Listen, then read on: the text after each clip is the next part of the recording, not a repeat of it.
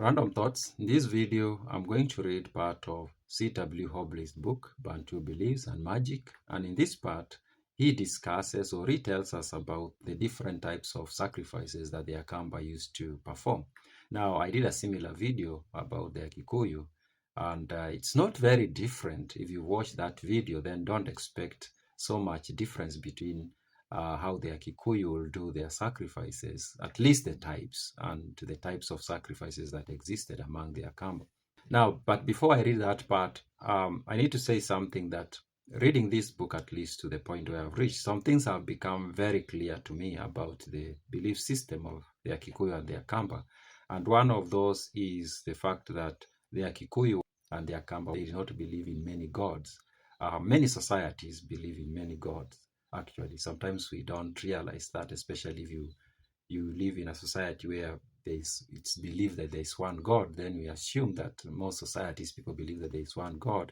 But actually, I can say that the majority of human societies that have existed throughout history have mostly tended to believe in many gods. But the Akikuyu and the AKAMBA believed in one God. And another thing that becomes clear is the separation of the ancestors, the spirits of the ancestors, and God. It has become very clear to me because I've always been confused about these communities that believed would have, you can say, practices where the ancestors were basically sacrificed to or seem to have been prayed to. And I would wonder where do they stand and where does God stand? But reading this book, it becomes clear that there was a clear difference of the two, and how the sacrifices were actually done was not the same for both the Akikuyu and the AKAMBA. The sacrifice of, especially the Akikuyu, the sacrifice to Ngai were done at the Mugumo tree or the Mukuyu, but the sacrifice that the ancestors were done at the village. There were altars at the village where those sacrifices will be done. So that, and then there is the separation that while the spirits of the departed were considered to be very powerful, they were considered not to be as powerful as God. And they will not kill, especially the AKAMBA believe that the spirits of the ancestors will not kill. They might put you through some trouble, but they will not kill you unless God allows it. Ngai allows it. So let's see the types of sacrifices that will be performed by the AKAMBA. And this is what Hobley writes. We will now examine the ceremonial connected with sacrifice among the AKAMBA and principally among those of Kitui. These people have two kinds of sacred places or matembo, singular ithembo.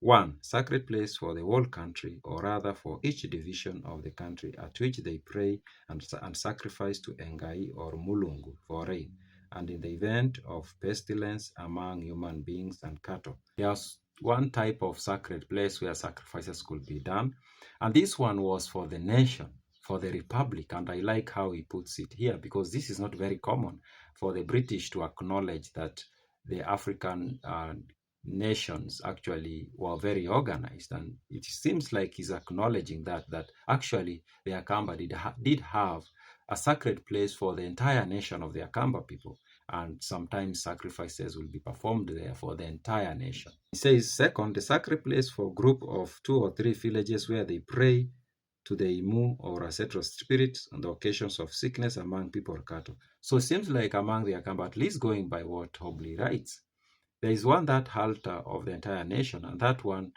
was there for the sacrifices that will be done to God Ngai. Then there was these smaller altars where the sacrifices done there were to the Imu, the spirits of the departed. Then he continues to say, the holy places are almost always at a tree. For the first mentioned fig tree of the species known as Mumo is chosen. For the village shrine, on the other hand, the tree may be either a Mumo fig tree or another variety of wild fig called Mumbo or Mutundu tree. So I need to say something here that I did not mention in another video about the similarities of the sacrifice practices of the AKAMBA and the Akikuyu and the ancient Israelites. And it's a part where he tells us how the AKAMBA did not break bones, while the Akikuyu broke bones, which is very interesting. The AKAMBA did not break bones after sacrifice. They used to be very careful in the way they remove the flesh from the bones so that they don't break the bones. And this is what he says. The leg bones, however, must not be broken, but carefully disarticulated at the knee joints and elbows. Small pieces of meat are cut from every part of the carcass and from every internal organ deposited at the foot of the tree. The meat is then divided. The left shoulder and part of the back is given to the officiating old women, while the elders take the rest. Then he gives us the fast. The bones of the meat of the Passover feast must not be broken. That is Exodus 12:46. So those are the sacrificing or altars that the AKAMBA had for their sacrifices. Those are my random thoughts.